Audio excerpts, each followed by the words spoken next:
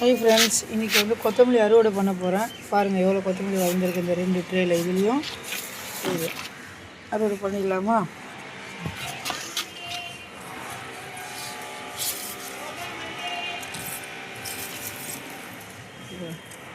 இது நாட்டு கொத்தமல்லி, அதனால் சின்னதாக இருக்குது பாருங்கள், ஷார்ட்டாக இருக்கும்.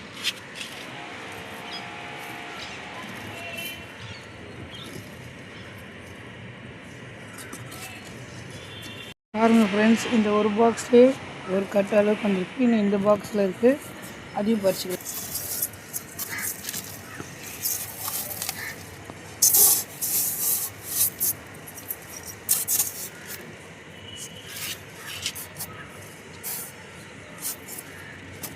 ஃப்ரெண்ட்ஸ், இந்த பாக்ஸில் இவ்வளோ இருக்குது, ஆல்ரெடி பறிச்சது வேறு. மொத்தம் எவ்வளோ கொத்தமல்லி பாருங்கள்.